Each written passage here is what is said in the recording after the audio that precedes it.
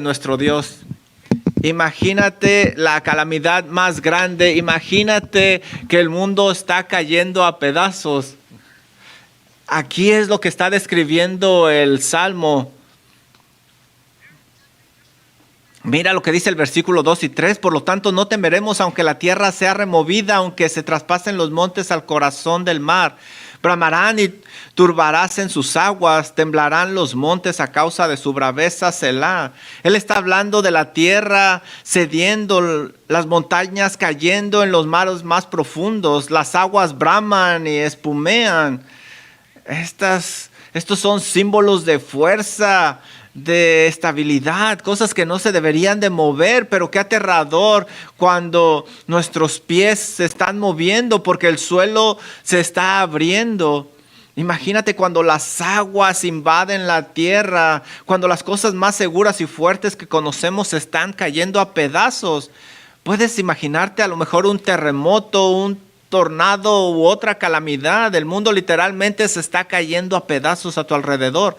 Y todavía, y aún así, ¿qué es lo que dice el salmista? Por lo tanto, no temeré.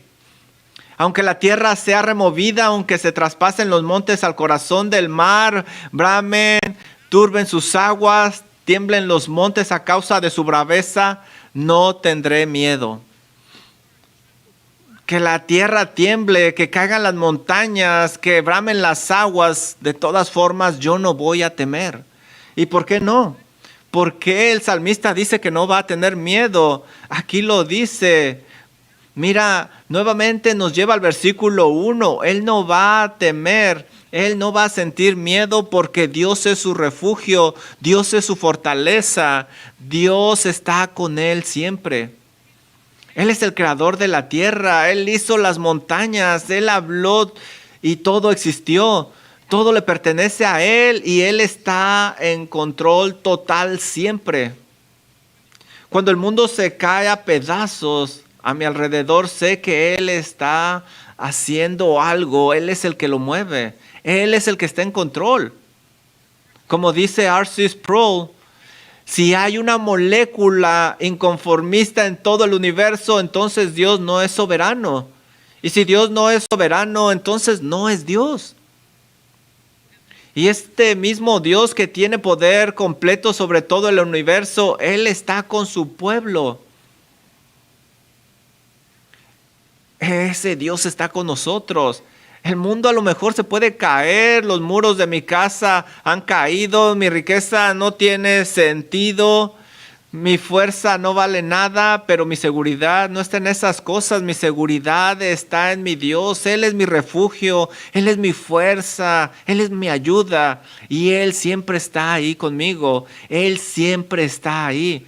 Así que puedes escribir esto para nuestro punto número 1. Confía en Dios, en ese Dios soberano. Debes de responder así. Confía en Él que está ahí siempre, que es nuestro refugio. Confía en Él. Seguro en la iglesia, domingo por la mañana, podemos decir que confiamos en Dios. Eso está fácil, pero ¿qué tal en medio de los problemas? ¿Qué pasaría si una tormenta hace temblar la tierra y algo sucede? ¿Qué tal si vienen los truenos? ¿Qué pasaría si tu casa fuera arrancada y de repente no tienes nada? ¿Qué pasaría si el hambre y la sequía llegan a tu vida? Con frecuencia nuestro hogar es nuestro refugio y no Dios. Nuestra riqueza y no Dios. ¿Tú estás confiando en esas cosas o tal vez estás confiando en Dios más otras cosas? Esa es una de las razones por las cuales Dios trae pruebas a nuestra vida. Nada revela nuestros corazones, nuestros ídolos, nuestros falsos refugios como la prueba y el sufrimiento. El 11 de marzo del 2011 hubo un gran terremoto en Japón. Era de 9 en la escala Richter. Se sintió en Rusia, Taiwán y China. El terremoto provocó una serie de olas de tsunami hasta 33 pies de altura, moviéndose hasta 500 millas por hora. Yo recuerdo que eran como las 2 de la mañana y había videos acerca de esto en el internet. Veía cómo el agua inundaba el aeropuerto como si fueran juguetes. Se informó que una ola penetró 6 millas tierra adentro. Quizás recuerdes que la planta nuclear de Fukushima comenzó a derretirse y los materiales radiactivos se liberaron en el océano durante la semana. Al final recuerdo que hubo casi 20,000 personas muertas. ¿Dónde está nuestro refugio ahí? Cuando las casas se derrumban, cuando el aeropuerto se inunda, como en esta ocasión, cuando el maremoto de 33 pies viene sobre ti, ¿dónde está tu refugio? ¿O qué tal si viene un tornado a tu área? Tú estás con tu familia en el interior, ahí las ventanas se empiezan a mover y te sientes que estás desmayando y no hay luz. Tú sabes dónde está tu refugio, ¿verdad? Tú sabes quién es tu refugio, ¿verdad? Salmo 145, 18 dice, cercano está el Señor a todos los que le invocan, a todos los que le invocan de veras. Estás tú ahí en esa habitación, pero estás orando, estás llamando hacia el único refugio verdadero. No confías en las paredes de madera ni en el techo. Tú confías en Dios, solo en Dios, en medio de la calamidad. Ahí es donde vemos dónde está nuestra teología. Ahí es donde nos damos cuenta qué papel juega Dios en nuestra vida. Y si lo vemos correctamente, no temeremos porque Él está presente con nosotros y Él es soberano sobre todas las moléculas. Él te protege. Y si Él decide no protegerte, tampoco tienes que temer. Porque aún el morir es ganancia, como dice Pablo. Pero esto es solo si Dios es verdaderamente nuestro refugio y nuestra fuerza y nuestra ayuda, entonces podemos descansar en Él, podemos confiar como nuestro refugio. Y si puedes hacer esto en la calamidad, entonces puedes confiar en Dios sin importar lo que suceda alrededor de ti, sea grande, mediano, chico, tú puedes confiar en Él. Por otro lado, si tú no le perteneces, si tú no eres un creyente, entonces date cuenta que el mundo está cayendo a pedazos y que eso no es tu problema mayor. Cualquier problema que tú pases no es tu problema mayor porque hay algo mucho más grande que está a punto de venir. La Biblia dice que la ira de Dios será derramada sobre ti. Habrá terremotos, hambres, enfermedades. Nosotros leemos en Apocalipsis que una tercera parte de la tierra será quemada, 1/3 del mar se convertirá en sangre, las criaturas marinas van a morir, 1/3 de toda el agua se volverá en veneno, el sol y la luna se obscurecerán y 1/3 de la humanidad perecerá. Segunda de Pedro 3:7 dice, pero por la misma palabra los cielos y la tierra que existen ahora están guardados para el fuego, siendo guardados hasta el día del juicio y destrucción de los impíos. ¿Te das cuenta? Lo que viene, todo va a ser quemado. Si esto te parece que da miedo, hay algo más grande que está por venir. La Biblia dice que después de todo esto Jesús regresará. Él va a venir a salvar a su pueblo, a establecer su reino en la tierra y va a juzgar a los impíos, para juzgar a los que no se han arrepentido de sus pecados y no han buscado a Jesús como su Salvador.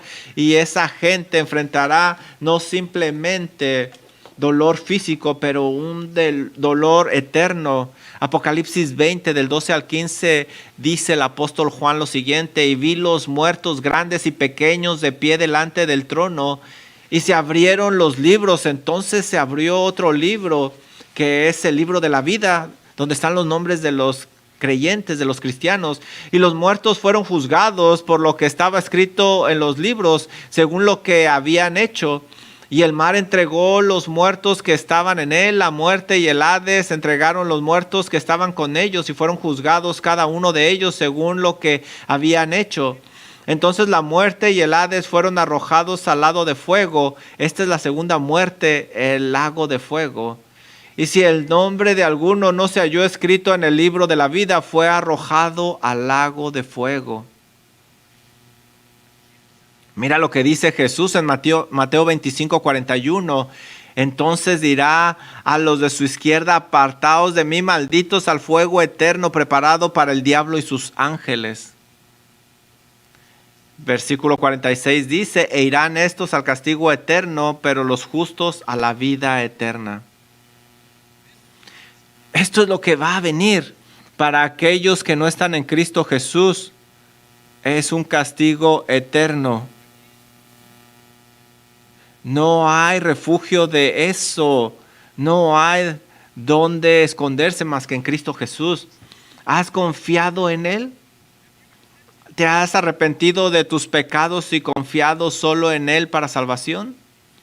Si tú lo has hecho, entonces no hay nada que temer. Y cualquier cosa que pase, el sufrimiento es nada. Tu alma le pertenece a Él y no vas a perderte. Tú puedes confiar en Él. Romanos 8:35 dice: ¿quién nos separará del amor de Cristo? ¿Tribulación, angustia, persecución, hambre, desnudez, peligro o espada? No. En todas estas cosas somos más que vencedores por aquel que nos amó. Porque estoy seguro que ni la muerte, ni la vida, ni ángeles, ni principados, ni lo presente, ni lo porvenir, ni potestades, ni lo alto, ni lo profundo, ni cosa alguna en toda la creación podrá separarnos del amor de Dios en Cristo Jesús, Señor nuestro. Entonces, nuestro primer punto es: confía en ese refugio que está presente, confía en su soberanía, en su amor. Confía que tú estás en sus manos, aún en las circunstancias que están sucediendo a nuestro alrededor. Dios está ahí. Ahora esto nos lleva a nuestro segundo punto en este salmo. Comenzamos después del primer Selah y terminamos con el segundo. Vamos a leer. Mira lo que dice el versículo 4: del río sus conductos alegran la ciudad de Dios, el santuario de las tiendas del Altísimo. Dios está en medio de ella, no será conmovido. Dios la ayudará a clarear la mañana. Bramaron las gentes, titubearon los reinos. Dio él su voz, derritió la tierra. Jehová de los ejércitos está con nosotros. Nuestro refugio es el Dios de Jacob, Selah. El escenario aquí no es un desastre natural, pero es un ataque del enemigo. Imagínate, un ejército viene, dice el versículo 6, las naciones se enfurecen. Es el mismo término usado en el versículo 3, donde describió las aguas que bramaban. Las naciones están invadiendo Israel y quieren destruirla. Y lo mencioné anteriormente, que las circunstancias históricas que pueden haber sucedido alrededor de este canto pudieron ser terribles. Pero mira a ver la otra posibilidad que platicamos. Vamos a ver si quizá Josafat era el rey de Judá y ahí se escribió este salmo. Miren, Segunda de Crónicas 20. Después vamos a regresar al Salmo 46. Vamos a estar moviéndonos entre estos dos. Vamos a estar en estos dos, así es de que marca tu Biblia en estos dos lugares. Segunda de Crónicas, capítulo 20.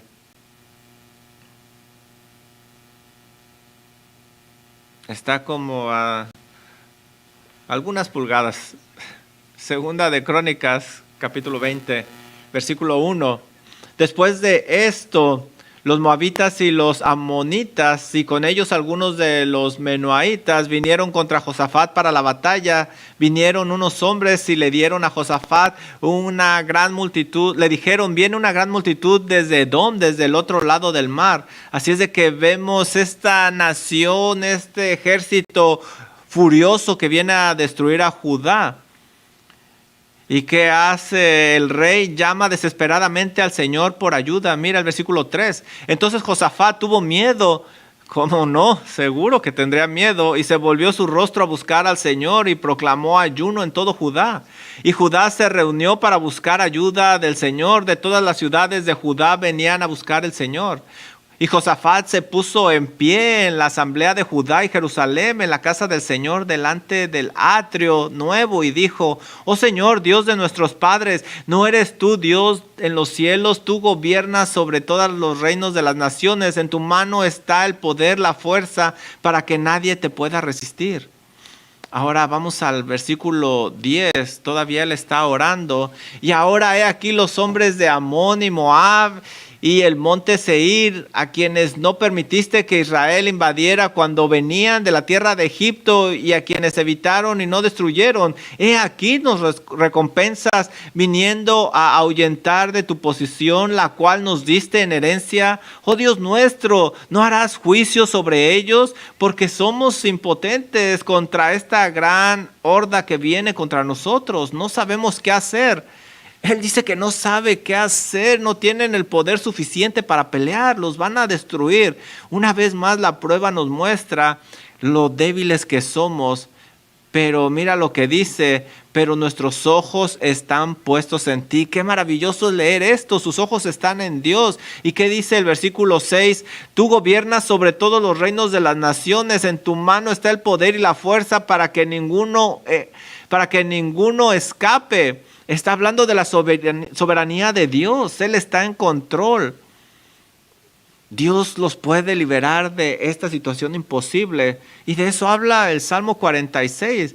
Mira, guarda tu lugar aquí y vamos de regreso al Salmo 46. Mira lo que dice el versículo 4: del río sus conductos alegran a la ciudad de Dios, el santuario de las tiendas del Altísimo. El río es una imagen de la provisión de Dios, su gracia hacia la ciudad de Dios. En realidad Jerusalén significa su pueblo. Él es el que la mantiene. El templo aquí se llama la habitación santa del Altísimo. Es donde Él especialmente mora con su pueblo. Cuando Ezequiel profetiza sobre el templo en el reino milenal, escribe sobre corrientes de agua que fluyen de debajo del templo. Zacarías escribe acerca de aguas vivas que brotan de Jerusalén. El agua es la bendición de Dios y también es señal de su presencia. Y esto lo dice el versículo 5 claramente: Dios está en medio de ella.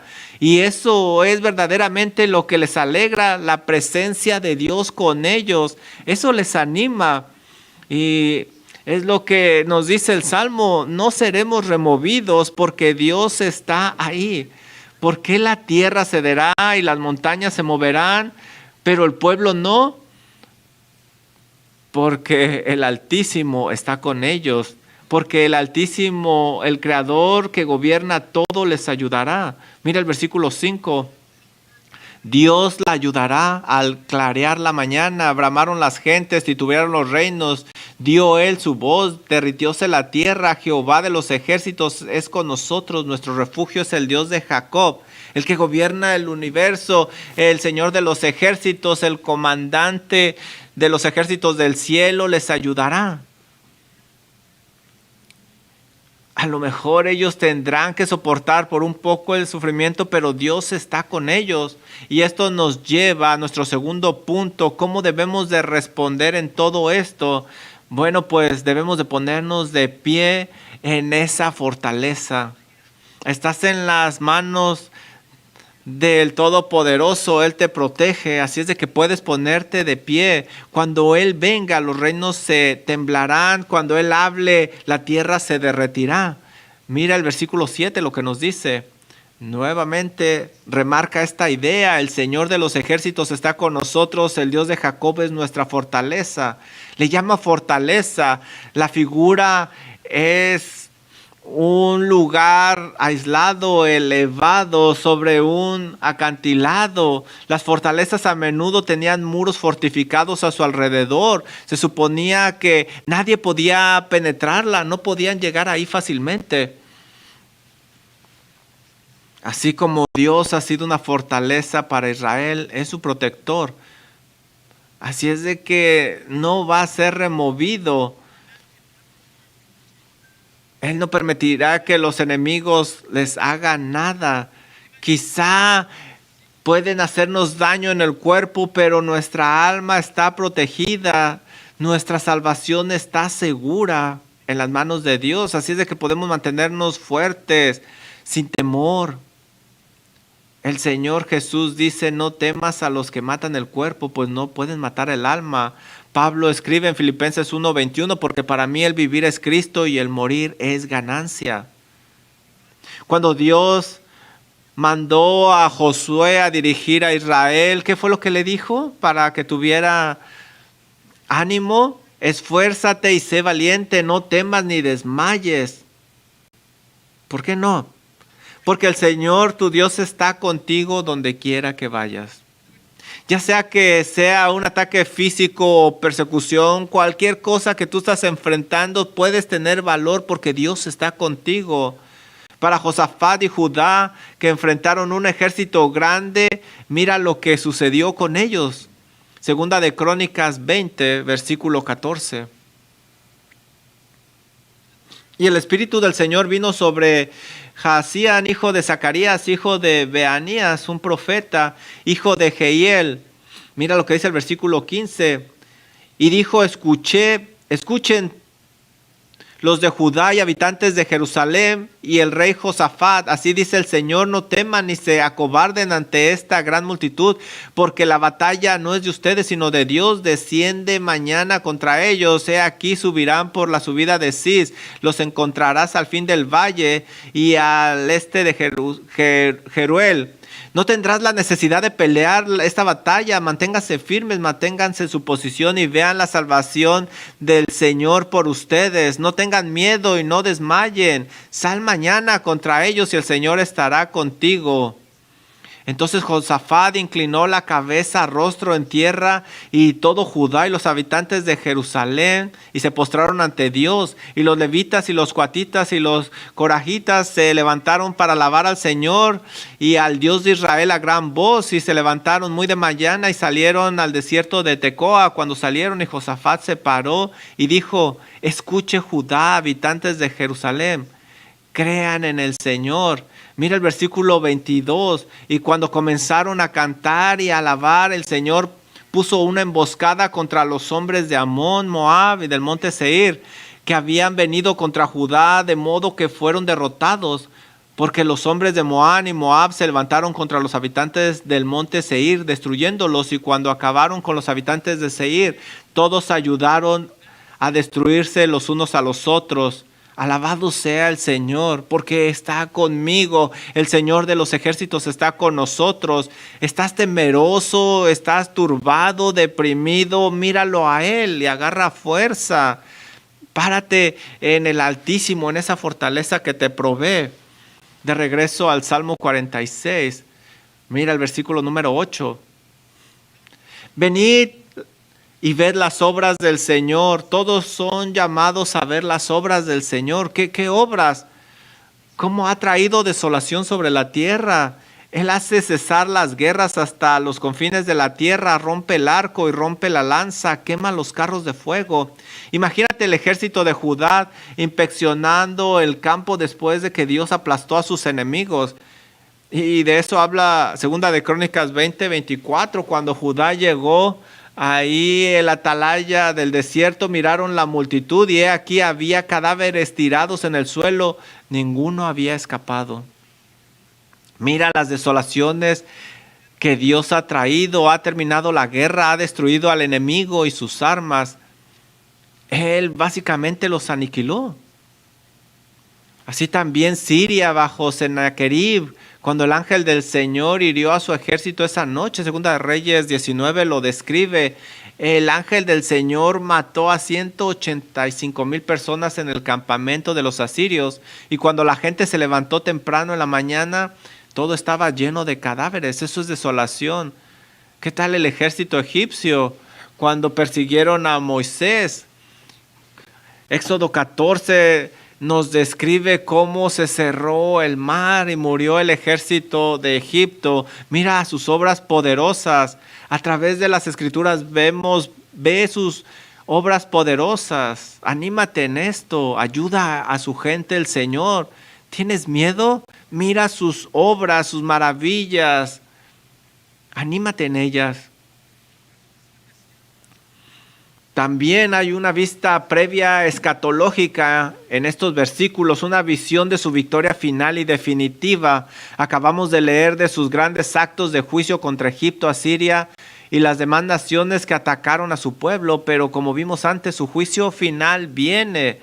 Él pondrá fin a toda guerra, Él destruirá a todos los ejércitos y el príncipe de paz gobernará, dice Isaías 2:4, Él juzgará entre las naciones y decidirá las disputas de los pueblos y convertirán sus espadas en rejas de arado y sus lanzas en hoces. No alzará espada nación contra nación y se adiestrarán más para la guerra.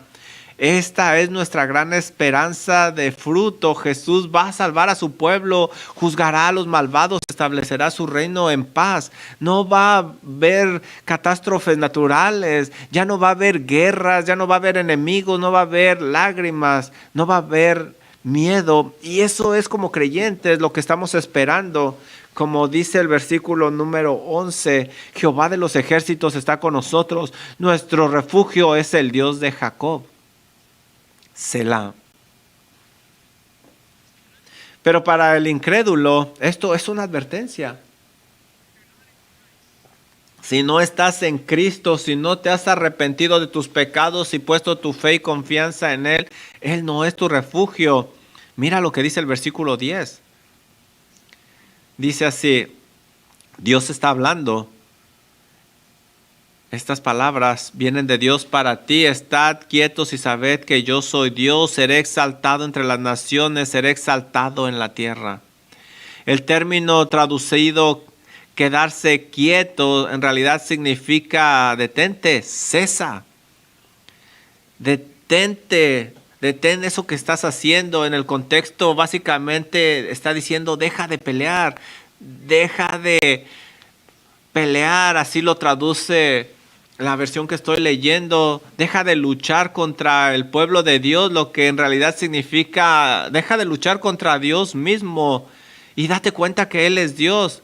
Deja de rebelarte, de resistirte. Él es Dios, Él es soberano, Él es invencible. Deja de pelear y date cuenta que Él es el Dios verdadero. Date cuenta que Él creó todo, que Él te está dando vida. Date cuenta que Él va a regresar a juzgar. Y date cuenta que Él será exaltado entre las naciones y en la tierra. Y esto nos lleva a nuestro tercero y último punto. Adora a tu Señor, el Todopoderoso. Adora al Todopoderoso. Los creyentes ya lo están adorando, por eso estamos aquí esta mañana para escuchar de su palabra, para alabarle. Pero un día, dice la Biblia, toda rodilla se doblará. Filipenses 2, 10 y 11 dice, hablando de Jesús, para que en el nombre de Jesús se doble toda rodilla de los que están en los cielos y en la tierra y debajo de la tierra, y toda lengua confiese que Jesucristo es el Señor, para la gloria de Dios Padre.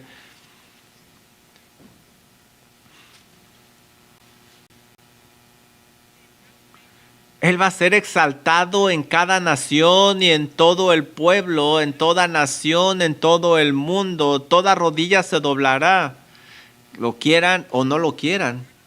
Si no estás en Cristo, debes de darte cuenta que no hay algo a la mitad. Si estás con Dios, estás salvado por gracia, o eres un impío que no se arrepiente. Date cuenta que Él vendrá y Él ganará. Su gente ganará, la paz ganará. Y eso será establecido. Definitivamente tú estás en el lado equivocado de la historia, en el ejército equivocado. Date cuenta que Él envió a su Hijo unigénito como un hombre para vivir una vida perfecta que tú no puedes vivir. Para sufrir en la cruz, para tomar en Él la ira de Dios y derramar su sangre para que todo aquel que en Él cree no se pierda, mas tenga vida eterna. Y Él resucitó al tercer día, venciendo la muerte, para salvar a aquel que se arrepiente. Ese es nuestro refugio. Si tú te arrepientes, si pones tu fe en Él, ahí está tu refugio. Estad quieto y conocer que Él es Dios. Dobla tu rodilla. Adórale por lo que Él es. Y entonces Vas a enfrentar la vida sin miedo, sabiendo que el Señor de los ejércitos está contigo, que el Dios de Jacob es tu fortaleza. Selah.